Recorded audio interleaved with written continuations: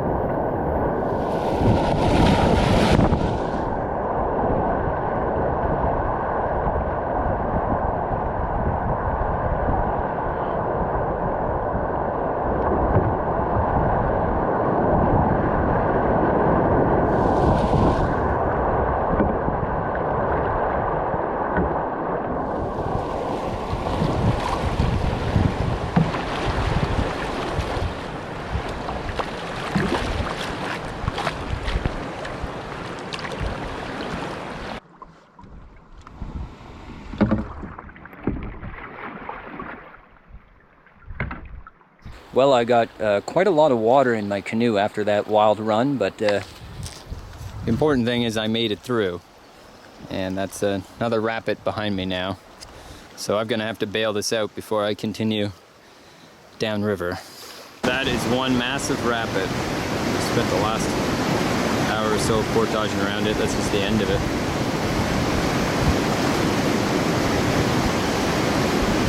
Wow, you definitely not want to make a mistake in that one, which is why I'm portaging around it. As you can see here, I've got all my stuff, barrels, and this barrel.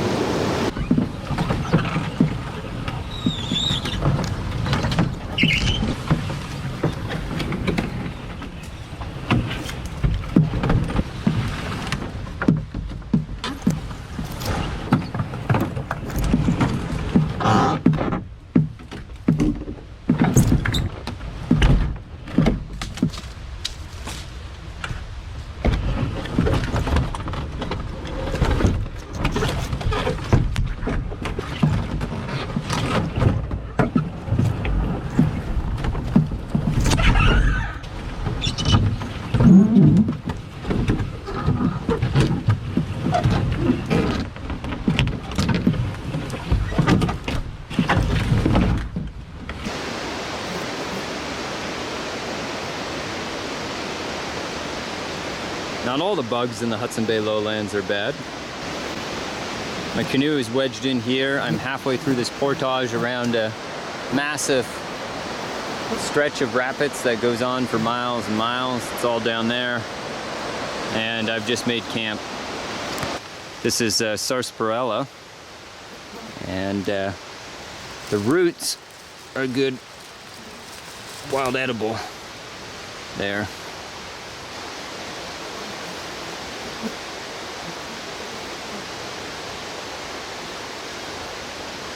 The bugs have been kind of bad.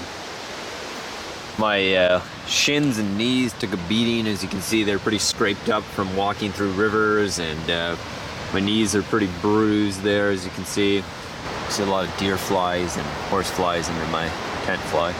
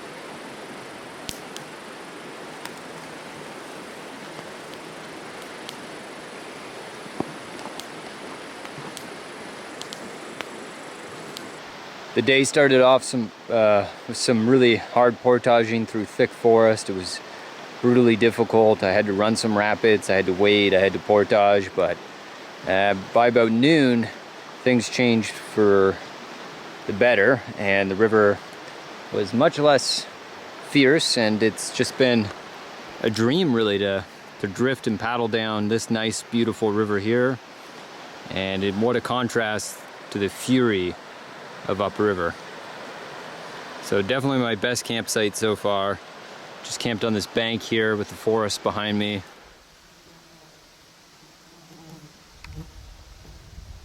Got the accumulating scrapes and bruises. A gash on my shin there, more cuts down there. I'm just gonna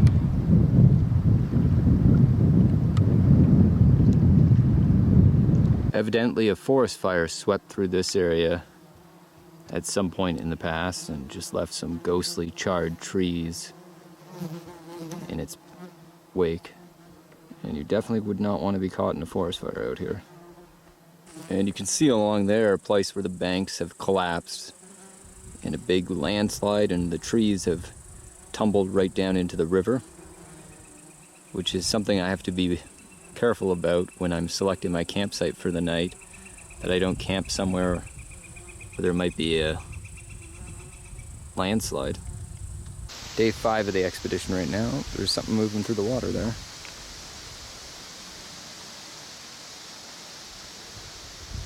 It's coming in close. Don't know what that was, pike maybe? You can see, and I've just set up my tent here and came ashore. And I'm just gonna camp right on this gravel bank because I don't feel like hauling all my gear up and into the thick woods where all the mosquitoes are. That is a leech stuck to the bottom of my canoe because the rivers and lakes around here are full of them. And talk about solitude. No one else around for miles, just me alone in the Canadian wilderness. I've got my tent set up down there on the bank, and I'm just about to have dinner, then crawl inside, call it a night. It's got to be one of the coolest insects I've ever seen in the Hudson Bay lowlands. I mean, not all of them want to suck your blood. so well camouflaged it looks like it would just be a leaf, but it's actually a moth down there. And it's like something you'd see in the Amazon. I mean, I think it's pretty amazing. It's pretty amazing when you consider that there's literally millions of insects in the world and the majority of them are still completely unknown to science. Oh, the wind's picking up. Time to batter down the hatches.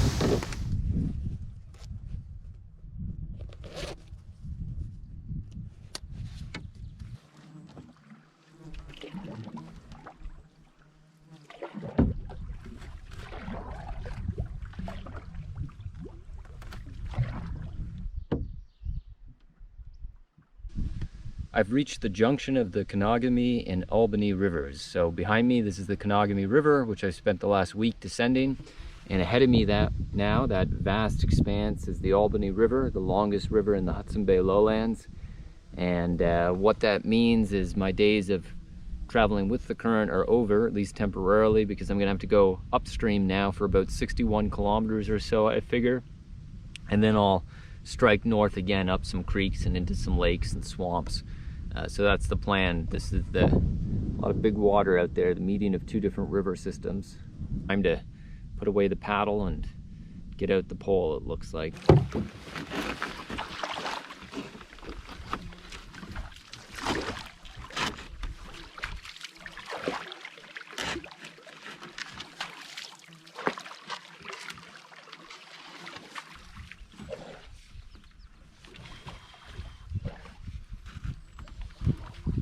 These little guys here are edible. This is another good wild edible. The roots, they're arrowheads because of the shape of the leaf, and the root is edible. Last night I had a moose wake me up in the middle of the night. It was like 2:30 a.m. and he was just trotting down the shoreline. He woke me up, and that's just one of those things that happens in the wilderness, but otherwise I slept pretty well. Anyways, this morning it looks like kind of a misty day out there on the river, but I've got to set off and get going because I still have a lot of distance to cover. Now I'm battling both strong winds and a strong current, so it's making it doubly difficult. You can see the wind moving the branches over there. Anyways, we got to do this.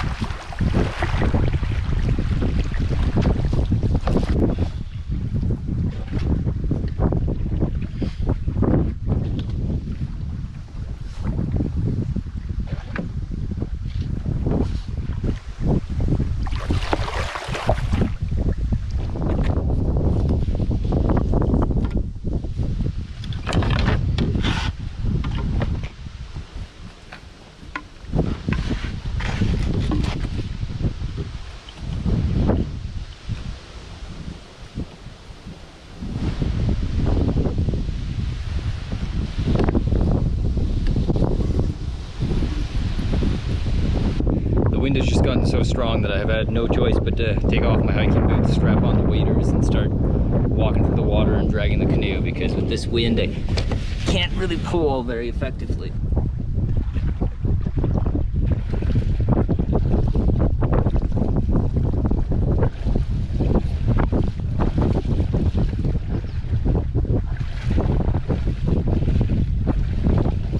And I'm just boiling some water here. I'm gonna cook dinner and then climb inside my tent. The heat has really brought out these horse flies. My poor tent is just being swarmed by them. I'll show you what they look like. Here's one. And when they bite you, it feels more like a bee sting because they're pretty big suckers. And all day long I had several dozen of these guys just swarming around my head, following me downriver. And then when I come inside my tent, they just swarm the tent. They seem to come out whenever it's warm out. Whenever there's a hot day, there's just tons of these horse flies. My body's showing the tolls of traveling upriver. I got this rash on my foot from being wet and sweaty all day and in the water wading through. Got quite the number of horsefly bites. Got a pretty big bruise there. My wrist is a bit swollen with black fly bites. They really like to go for the wrist. But anyways, I'm just gonna organize my stuff here and call it a night and make a pillow out of my extra clothes and yeah, stretch out and sleep. And that's what I'm up against now, the strong current of the Albany River. You can see it swirling by there, and it is quite swift. So it's a little bit slow going right now as I work my way upriver here, poling upstream.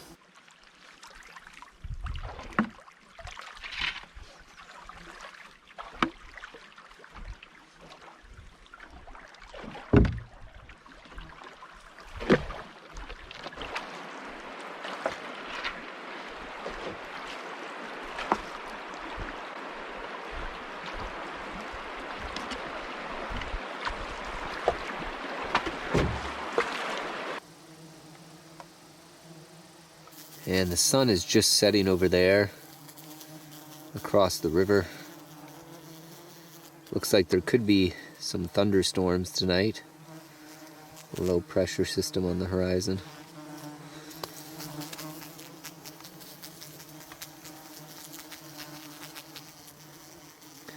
How's that for a view to fall asleep to, though? Pretty impressive.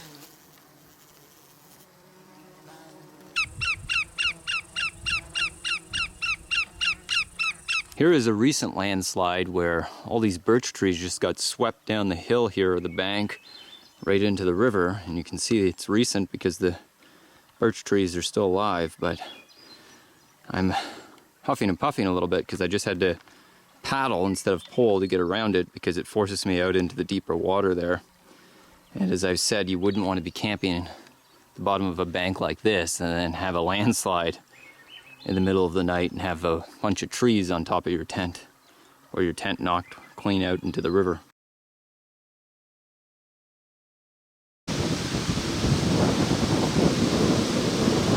And it's a very windy day, as you can see, which is making trying to travel upstream twice as hard because now I'm battling not only the strong current, but this wind as well, these wind gusts, which is quite difficult.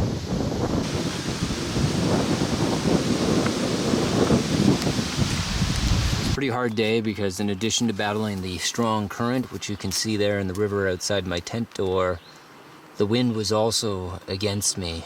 Really strong wind gusts all afternoon, so that slowed me down and reduced me to waiting for a bit. But on the bright side, when I look out my tent, I've got a pretty good view right over there. When I look at that, I think it reminds me of like where they find dinosaur bones, Jurassic Park and that kind of stuff, so that's kind of a nice view to fall asleep to. And my canoe sustained quite a lot of damage right on the bow here, the front end, when it hit that rock in the rapids. And you can see like it did quite a number on it there. But fortunately it didn't go all the way through, so let's hope it stays that way, or else that wouldn't be good.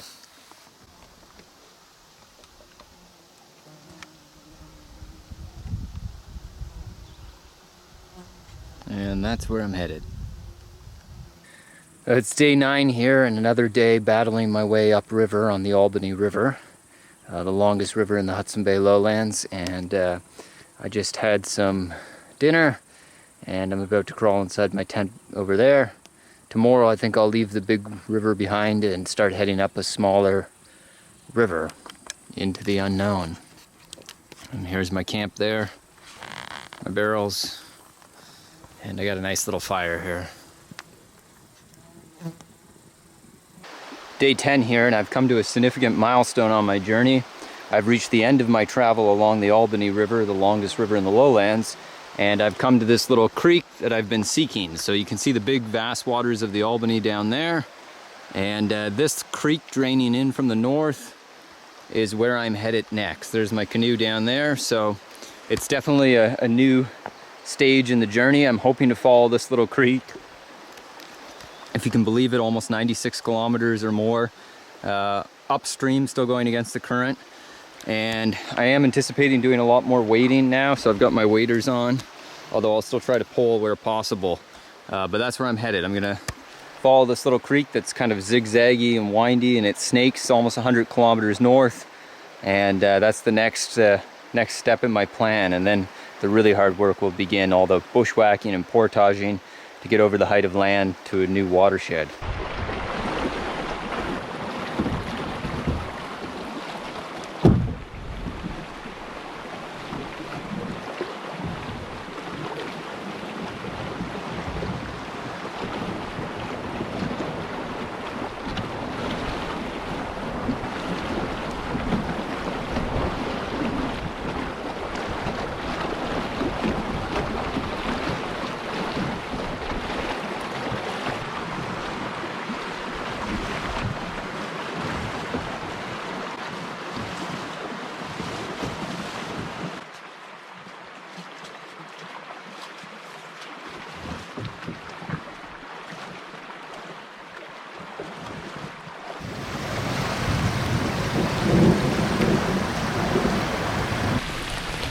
Definitely a storm moving through the area.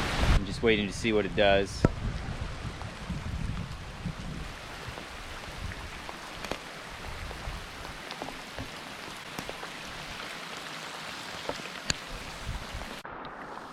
Well, I guess I needed a shower anyways, and I've just pulled my canoe up on the bank behind me here and moved all my stuff in this little thicket. And I'm just gonna hold up in this thicket until the rain lets up, and then I'll set my tent up, but I don't want to set it up in the rain. It's raining pretty hard right now. My backpack here, my tent, my camera, my boots.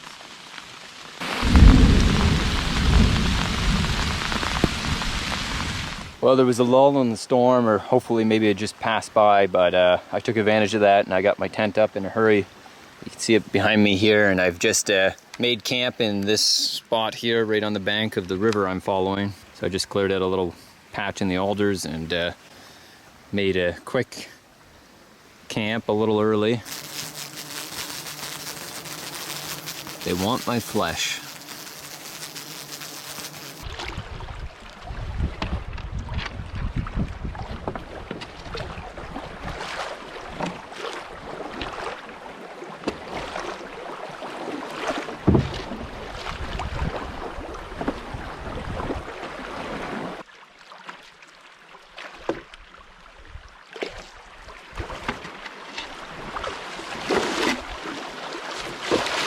It's day 11 and I'm just pulling along here early morning, and I see something looming out of the water down below that looks surreal. Skeleton, you can see the rib cage there and the skull down there.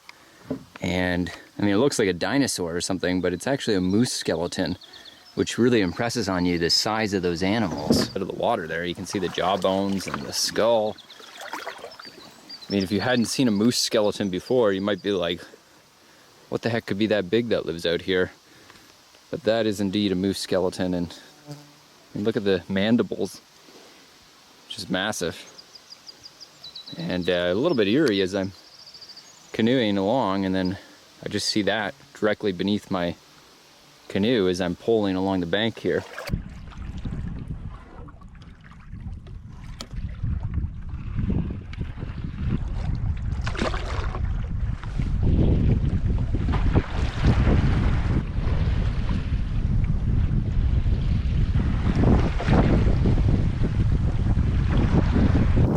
A hard battle, but I've escaped the open lake, battling some big waves out there. There's some water in my canoe as a result, but I've escaped the open lake and I'm back on the river here, and what a beautiful little river it is. So the wind's actually pushing me still upriver against the current, but yeah, now we're drifting upriver into the unknown. There's the river I'm following there.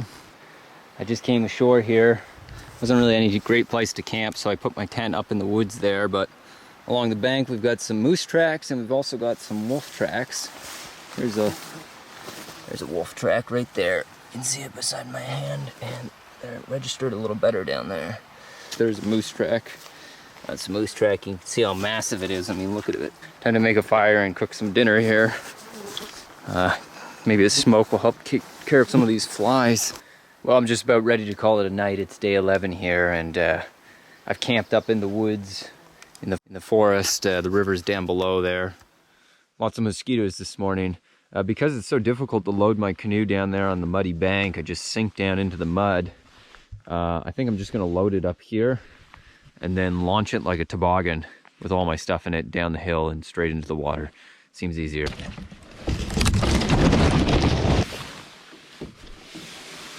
There we go.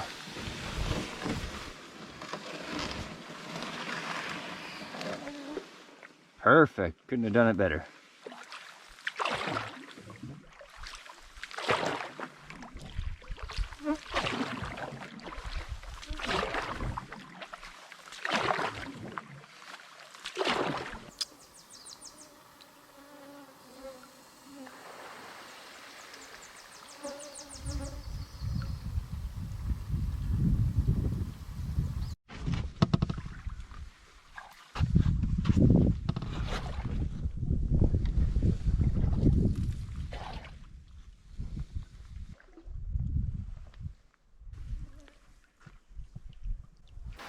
It's day 12 in my expedition, and I've got this lovely little spot picked out in the forest to call home for one night.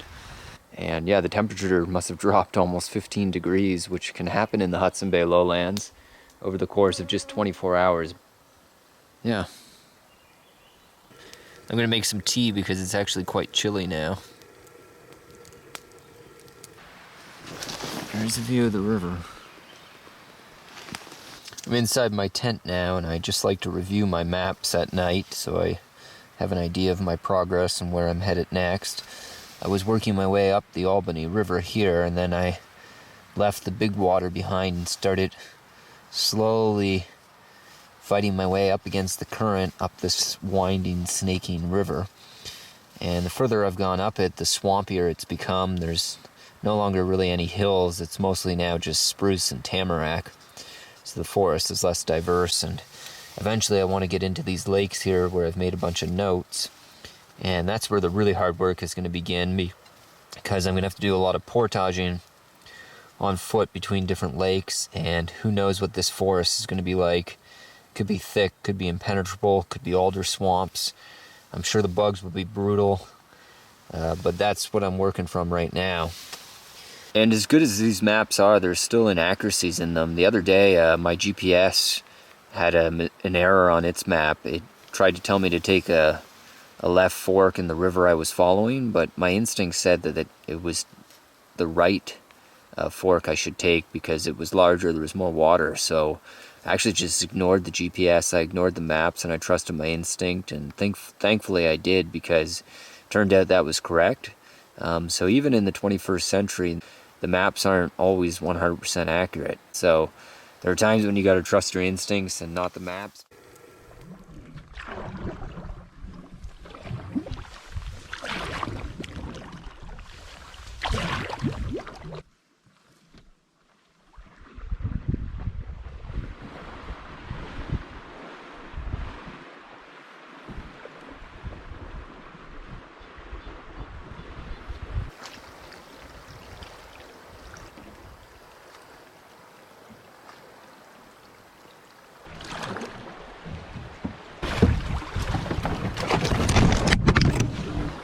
I almost lost you. That's what I'm up against. A massive log jam.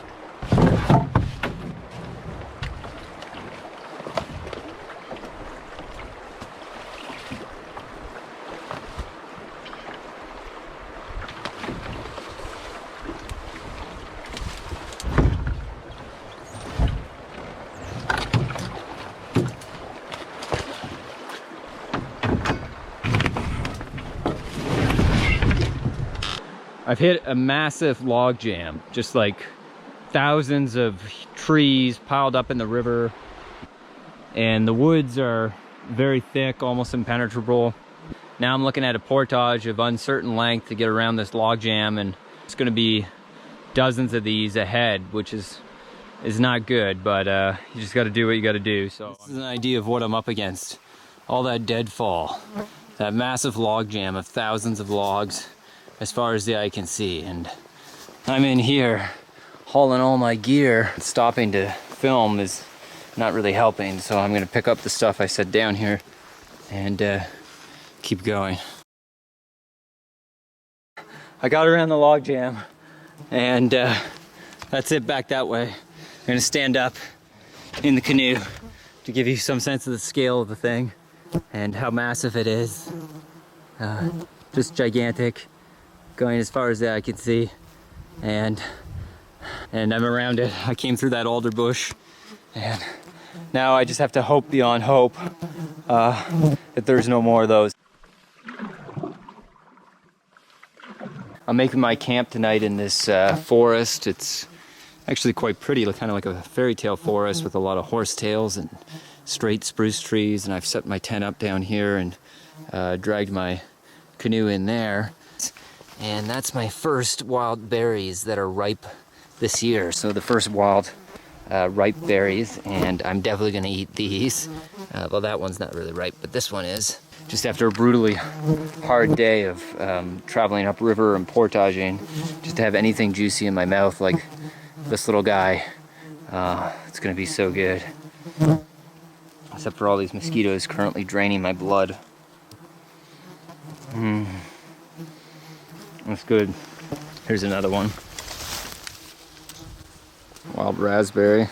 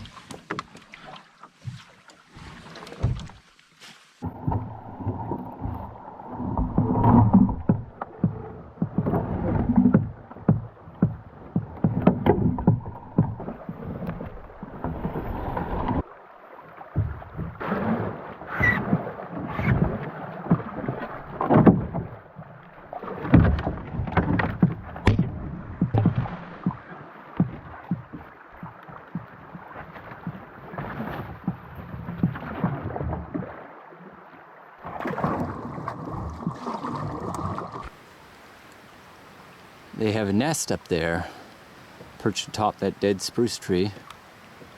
There it is. And we'll see if they come back. Just got around another log jam here. A little bit of a treacherous one because that big spruce log there that looks sturdy wants to roll on you as soon as you step on it.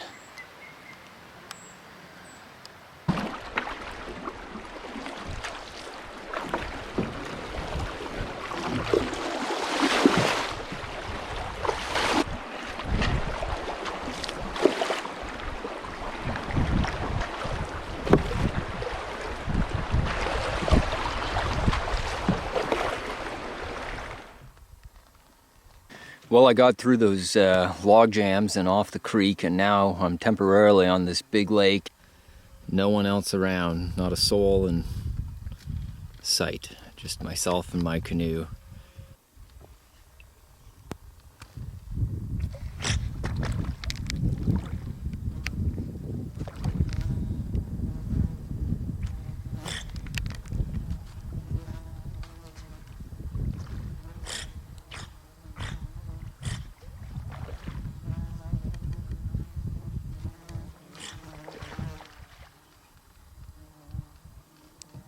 Those are some curious otters saying hello to me in their otter fashion.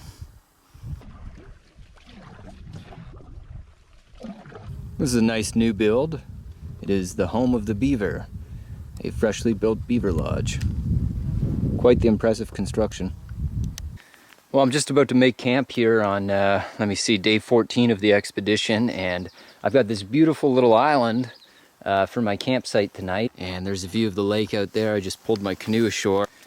Here in the woods on this island, I just found some freshwater, let me see, clam shells here, and the otters like to eat those, and if things get desperate enough, I can eat them as well. And some people do have concerns about eating them, but that's not really a concern out here. The main thing is if you're far away from any industrial pollution or motorboats or gasoline or diesel powered boats out here in the middle of nowhere on these pristine lakes, there's no real pollution to contaminate them. And I have eaten them before on other expeditions, and I've been fine. And they've been a traditional food source for a millennia. But anyways, I mean, this has been a almost perfect evening. Beautiful weather. The bugs haven't been very bad on this nice breezy island. There's a big eagle nest over there, up in the trees.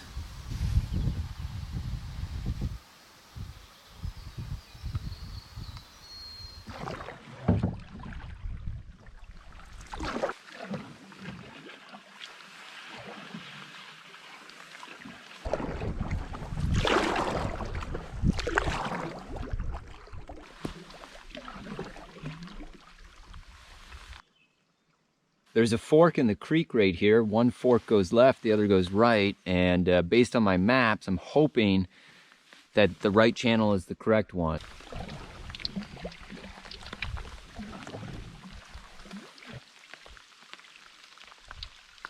We got a log jam here. I'm gonna have to get around. So we'll see if I can do this without falling in.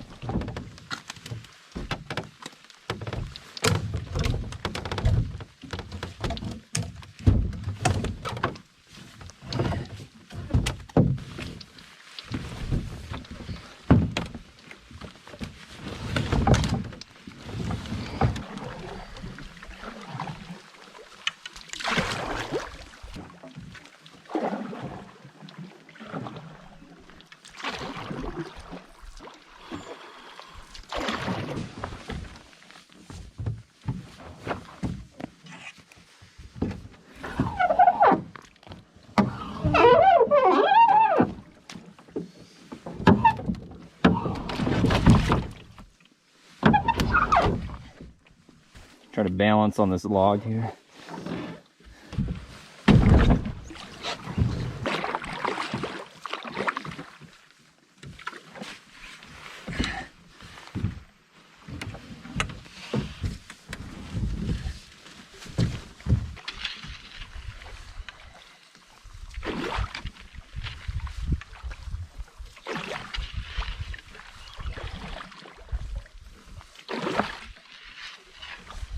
That's what I'm up against.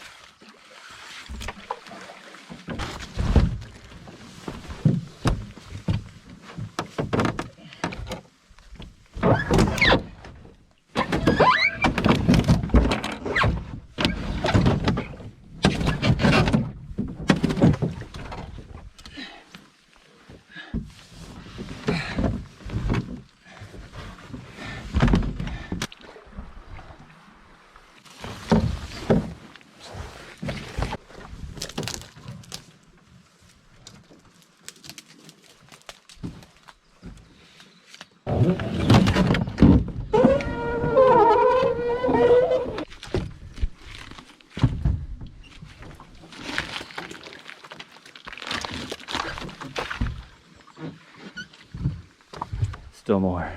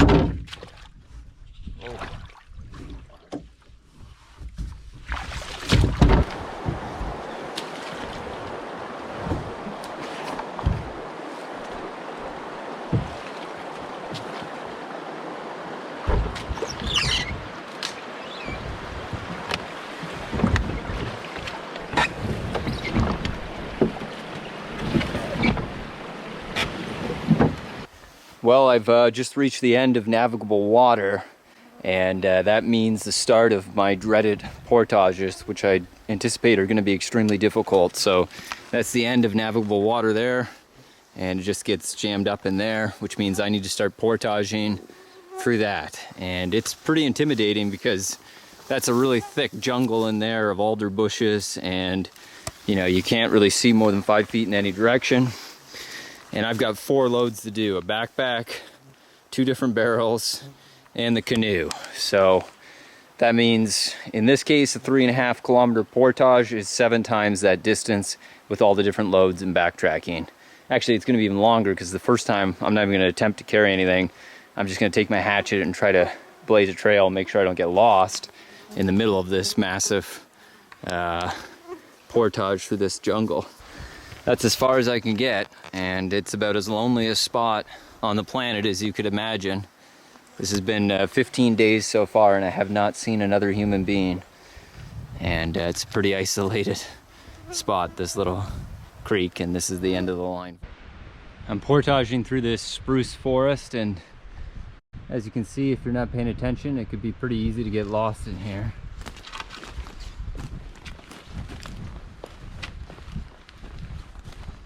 And the only trails to follow around here, to the extent they exist at all, are animal trails, game trails, like this little one here made probably by moose or bears.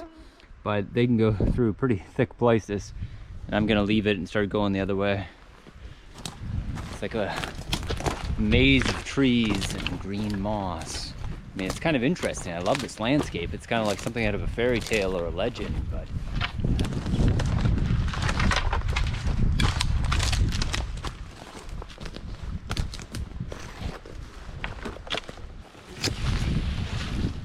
starting to get thicker.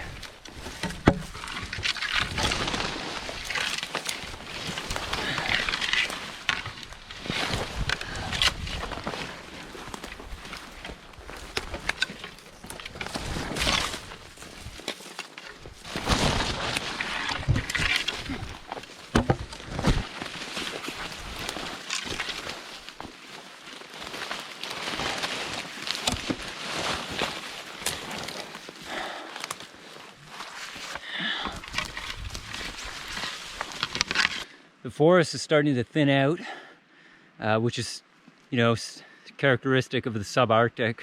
The woods are very sparse, and the ground is just difficult to walk on because it's all moss and blueberry bushes, which aren't ripe yet, and Labrador tea. But you kind of, every step, it's up and down, and you sink down into the lichens and the moss. But you can see it's the kind of landscape where it's easy to lose your way if you're not paying attention and using the sun and everything else you've got. Okay, so sun is behind me there. I'm gonna keep going. And the forest is really thinning out here as I get deeper into the subarctic swamps, the muskeg. And although you can't see it, I can feel the water underneath all this moss and lichen, you know, that I'm sinking into with every step. And there's just mostly tamarack, like right here, and black spruce out here, because the black spruce and the tamarack can handle these harsh conditions, the moisture. It's what I call a Canadian quicksand, this muskeg or bog. And these vast swamps of the Hudson Bay lowlands and pathless bogs go on for hundreds of miles, forming the biggest wetland in all of North America, third biggest in the world, and I'm somewhere right in the middle of it. Right here we have one of the coolest plants in the Hudson Bay lowlands, and it's kind of like a Canadian Venus flytrap. It's a plant that's a carnivore. It actually eats insects, and even if you can believe it, it'll eat small frogs if they fall into it. And it's these pitcher plants right down here, and you can see there's a little bit of water down in them, and the spiders, the insects, they fall down into the water there and they get digested, and even frogs can fall into them. And they're pretty cool plants, I have to say. So everything out here in the Hudson Bay lowlands has kind of evolved under harsh conditions, and it really is a struggle for survival of the fittest. All right, the black flies are really starting to come out now. You can see them biting my wrists, the black flies, and starting to draw some blood there, but I gotta keep going. And more muskeg here, and I have no idea how deep it is and how it's going to support my weight. That's why I kind of jab with the paddle first when I can't go around it. And I try to step lightly like an elf, because the longer you linger, the more you feel the ground sink beneath you. You can see the whole ground go down around my boot as I step into it. And I mean, there it is. You see the soil? And as I put weight onto it, the soil sinks. So you see that whole thing sinking around my boots, and it's kind of alarming because I have no idea how deep this thing is, and I got to get across it to the other side, and there's no other way. And I mean, look at how far the paddle's going down in that. I'm gonna go back this way. That looks pretty soggy. I don't know about that. All right, here goes nothing. Okay. Oh, that doesn't look encouraging.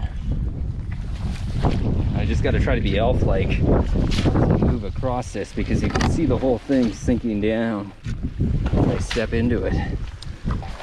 You can just see, you know, it's a thin layer of soil, and then underneath is more water, and the whole thing is like quicksand. It wants to suck you down into it. Ooh, that one was pretty deep, almost to the top of the boot there. And I'm in the middle of this, and it's getting deeper. Oh shoot, see how far the paddle is going down in there? There's my paddle, there's my boot. Oh shoot, I'm falling here. Oh shoot, oh shoot, oh shoot, oh shoot. Oh, oh, that's not good. Oh, I sunk down in that one. Gotta crawl on my chest out of this thing. Whew. Oh, oh, I just saw solid ground. Oh, oh. Well, in that one place, I just kind of broke through and sunk down up to my waist, and then I laid on my chest and had to crawl out of there, and now my waders are soaked. The problem is when you stop to take a break out here, the black flies just come and start to eat you alive. And the Hudson Bay lowlands has the highest concentration of blood-sucking insects in the entire world, and it's partly because all that muskeg, all those little swamp pools, make excellent mosquito breeding ground. Jeez, Losing my boots with every step here. Okay, looks like there's some drier ground over here. Head across. I gotta be careful where I step in here because there's all these little foul pools of black water that can trip you up if you step into them like that and send you flying into a tree branch. Poke your eye out.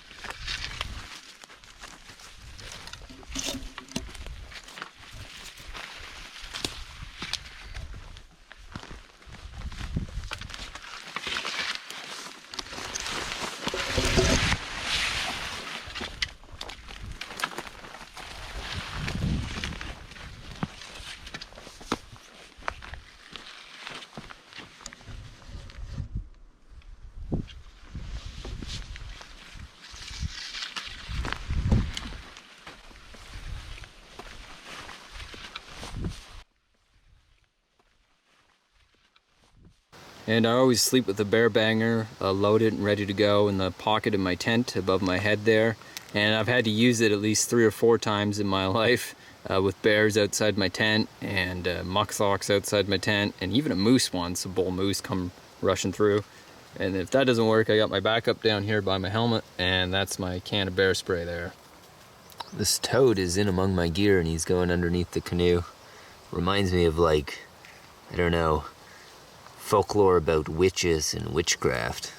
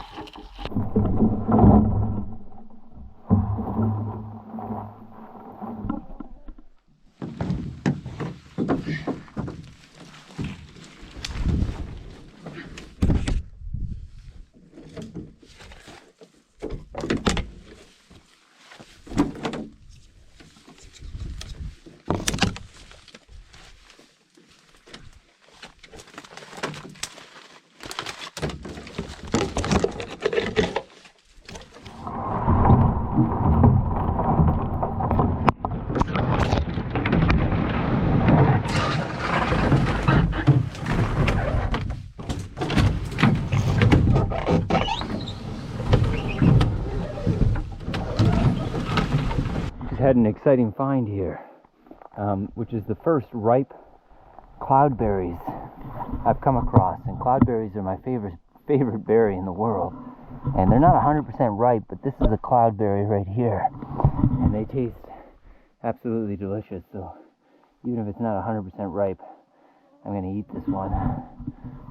And oh man, these are the best tasting berries in my opinion.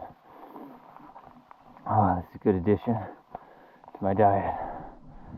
Okay.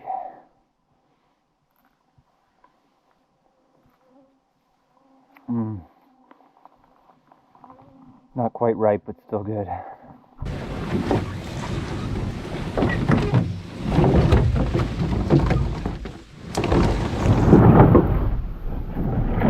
We made it.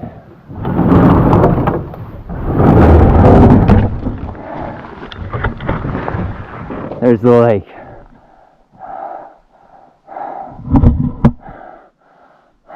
Finally.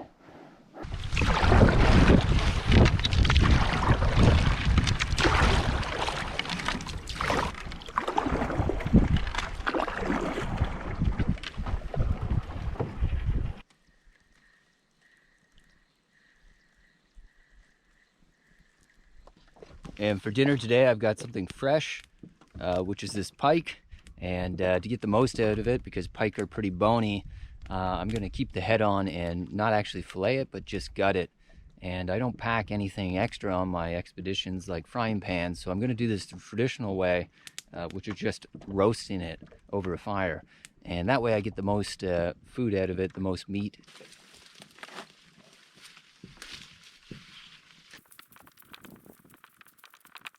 Pretty good. And now I've got my pike roasting, and you can see I used a green alder stick, and I used one with kind of a V, like a natural branch in it, and I sharpened that so it would go through the pike's mouth and just hold it over the fire. My fish is just about done. It's pretty good.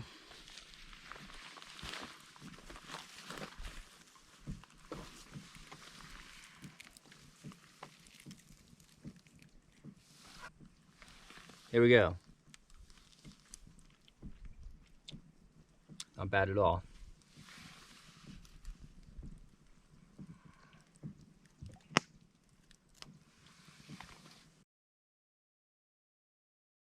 And spruce is actually loaded with vitamin C, so I can just take a few of the little spruce branches here. I can take some of those and add it to my pot and make spruce tea. And spruce tea has more vitamin C in it than orange juice.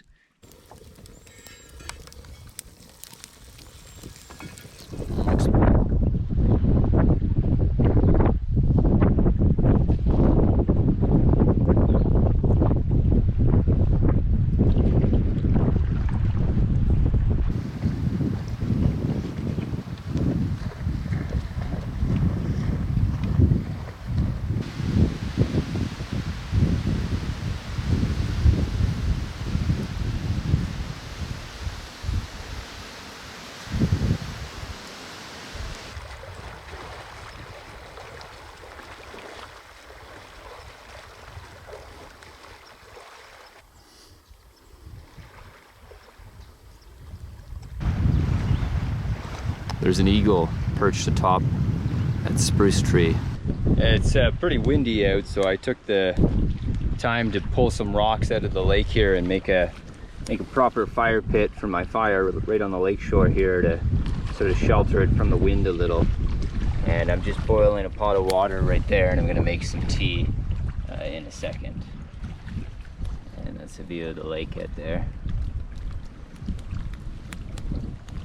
Oh, and if you're wondering how I keep my GoPro running and charge my camera batteries, I do that with the sun using a solar panel. So that's my solar panel right there. I just got it propped up on these spruce branches, and then it's charging a battery right now as we speak.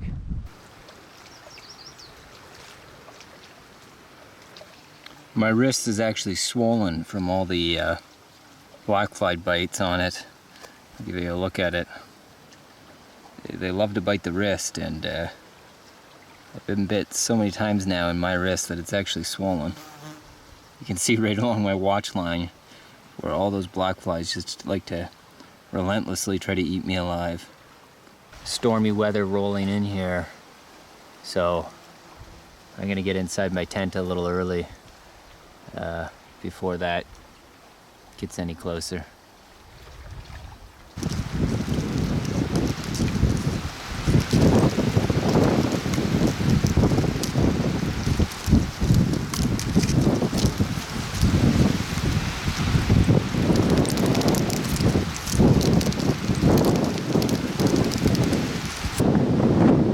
I got my canoe flipped over here, my tent's back in here. All my stuff I've stashed under the side here. Hopefully keep it dry.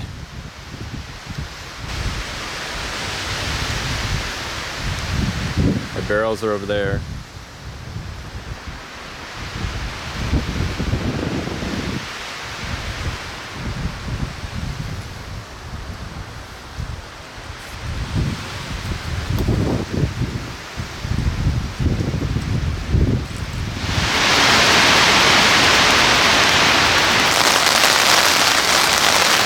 Take a peek out there and see what the sky looks like. Whoa. Whoa, that's quite the storm.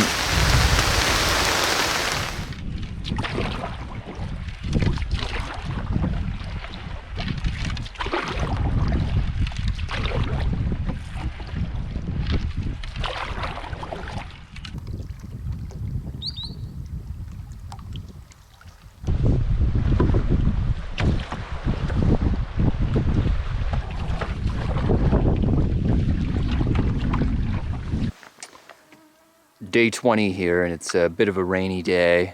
There were thunderstorms in the night, but I'm just about to set off, and as you can see, the mosquitoes are really starting to come out in this rainy, overcast weather.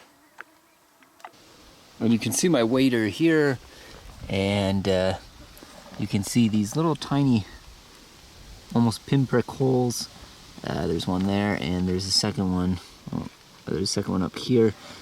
And what I'm going to do here is take some of the resin from the spruce, and I'll heat that up in my fire and create a waterproof seam which I can use to patch the hole in my waders. So I've got a spruce tree right here, and you can see some of that sap or resin where the tree's been damaged before. And I'm just going to take my Swiss Army knife and cut some of this off, hopefully. Let's see if that comes off. Oh yeah, perfect. And then I'll heat that up in the fire and turn it into a kind of glue that I can use to patch my waders, make it waterproof again. There we go. You can see in my hand here the spruce resin I've gathered up looks like amber, and that's because amber is indeed fossilized tree sap, so that's what it looks like. And right now it's hard like a rock, but it'll melt down once I heat it in the fire and turn into a kind of glue-like consistency, which then I can then apply as a paste to the holes in my waders and make it watertight again. Make my waders even stronger is, in addition to the traditional remedy, the spruce resin, I'm going to combine that with my Gorilla Tape here. Now the Gorilla Tape on its own won't stick to the wader. I tried that and it doesn't last very long at all. It just peels off. I don't know what it is. The material doesn't want to stick to it. But what I'll do is I'll first heat up the spruce resin, lather that onto the hole in the wader, and then while it's still hot, take the Gorilla Tape and put that over top. It's still hard right now, but gradually as the fire heats it up, it should start to melt. And I don't want it to melt too much, just enough where I can apply it to the waders. You can see it there, and I've got it on the stick now, so I'm going to take it and start applying it. So we'll take this, and here's my wader. There's the little hole. The other hole is up there.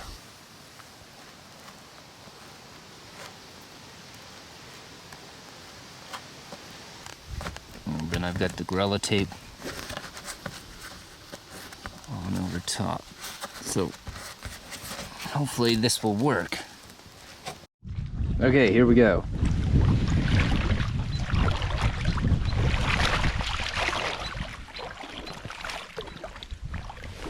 Oh, nice and dry.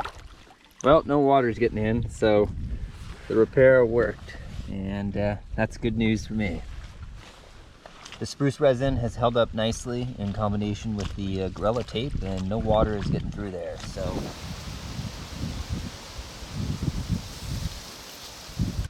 All around my camp here we've got sarsaparilla, which is a really useful plant to know. You know, traditional medicinal plant, food source, but the roots are edible, so that's a nice little green that I could snack on out here. Let's see.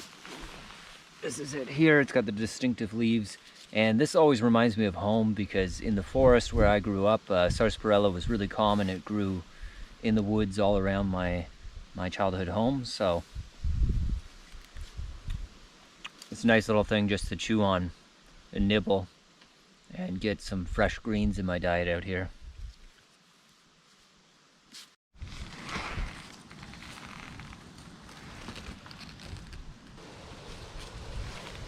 And this one here is gooseberry, a type of currant. It's kind of got a maple leaf shape to its leaf. And these berries are just starting to get ripe down here. But in addition to the wild raspberry, that's another nice addition to my diet there. Gooseberries and wild raspberries. And the wild rose here, the rose hips are not quite ripe yet. But when they become ripe, that'll be another good addition to my diet, another good source of vitamin C, the wild rose hip. This plant here is one you don't want to make a mistake with. This is poisonous. That's baneberry, and it has fairly appetizing looking berries on it when they come out, but they're toxic, so don't eat that one. And looks something like that. I'm taking the sap from the balsam fir, and this is the balsam fir all around me. They're not very common in the lowlands, but along sort of the ridges and lake shores and rivers you can find them, and there's one here, actually several all around me. But the sap of the balsam fir here, the sap has natural antiseptic properties in it, and it's sticky, so it will help seal up any wounds, and those natural antiseptic properties are good for any cuts. So I got a cut there on my wrist. So what I'll do here is, if you look along the tree, you'll find these little sap capsules, like a little pocket there. And if I just cut into that, you'll see the sap ooze out, and you can see it ooze out there. Take a bit of that, put it on there, and actually feels nice. Feels pretty much like, well, it doesn't really sting, unlike rubbing alcohol or something, and we'll see how that heals. So I've just put a little bit. As you can see, I just put a little bit on my wrist there. That balsam fir sap really seemed to work. It sealed up my cut. I mean, you can barely even see it. It just kind of sealed it up. And I didn't have to put a bandage on that or anything. And you can still see the sap on there. Even after I went swimming, you know, the sap, the resin stayed on there. Didn't come off at all. I mean, you kind of expect that from tree resin, but it really seems to have worked. It just sealed it right back up.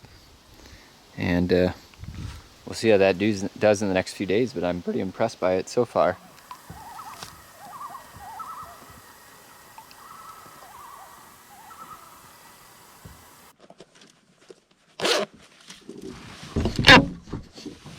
I'm going to say hi back to those loons because I haven't seen another person for 3 weeks, so it seems only fitting I should say hi to someone.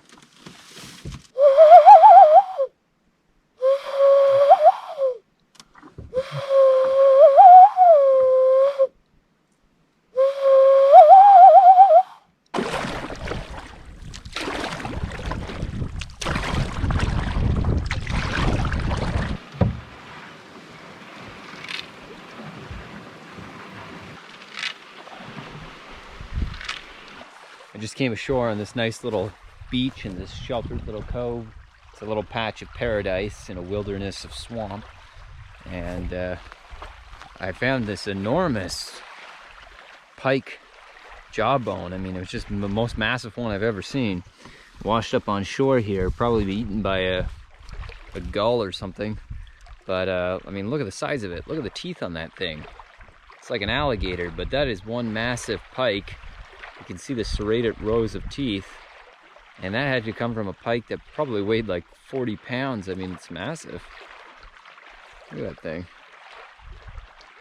Holy cow, I've never seen anything like that. That's just such a massive pike. Wow. That is crazy. Look at the size of those teeth. You can really believe the old legends of pike eating small dogs, you know, taking them when they're swimming off the dock at cottages. When you see teeth like that. Wow, look at the size of that.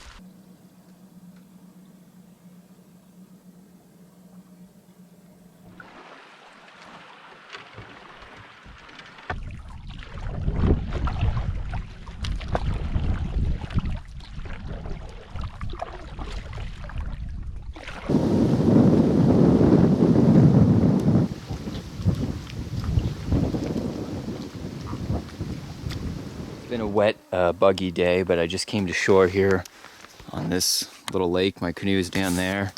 And in this world of moss and spruce, I'm gonna make my camp here in this little clearing. You know, when you're in a world this quiet, you know, this forest where there's hardly a sound other than the faint hum of mosquitoes and the occasional patter of falling rain. I mean, it's hard not to be not to have it affect you almost subconsciously. And I find myself starting to be quiet and more quiet on my own, because you don't want to disturb anything in this world of a primeval forest. But I'm gonna make my camp here for the night.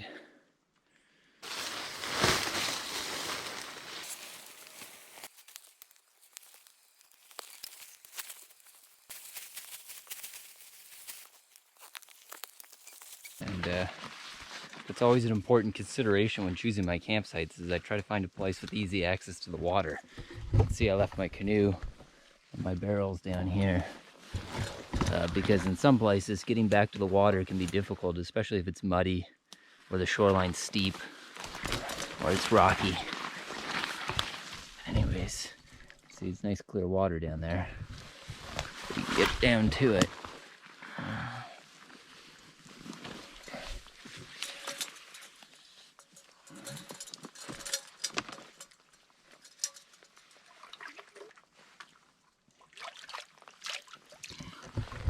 Looks pretty good to me.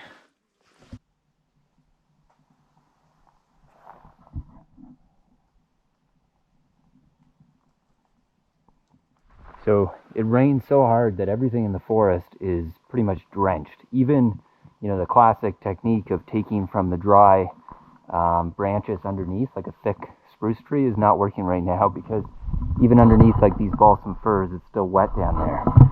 But this is what I can do. I can find these old stumps. See a stump there, and I can actually break them apart, and then inside of it is a nice dry wood that will burn. That one's pretty solid.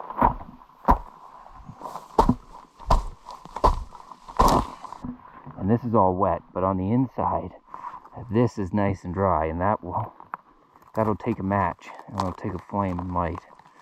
So that's the secret. You can see there. Peel that away really delicately.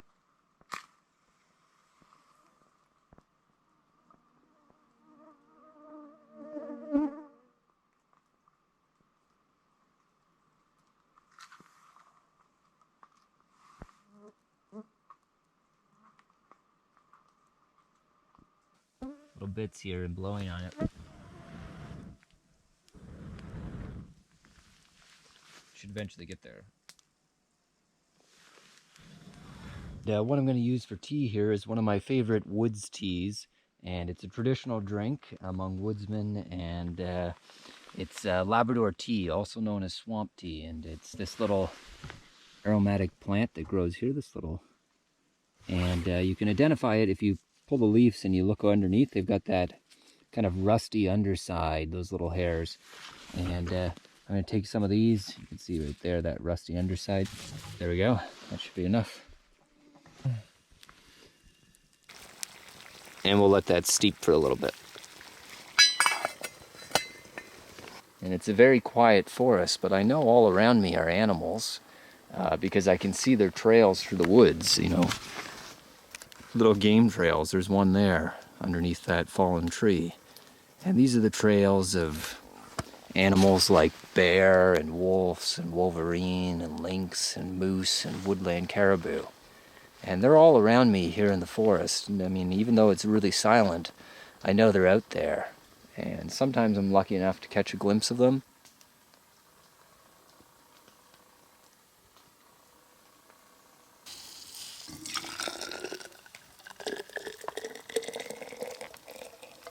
And I'm going to save a little bit of water for a snack because I'm going to make some food here from the forest.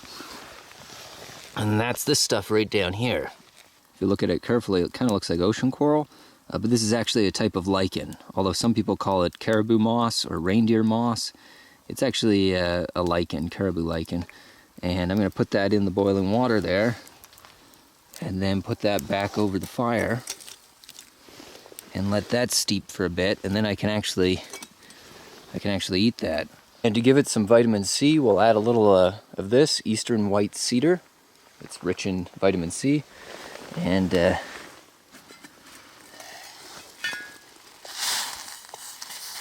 about almost ready.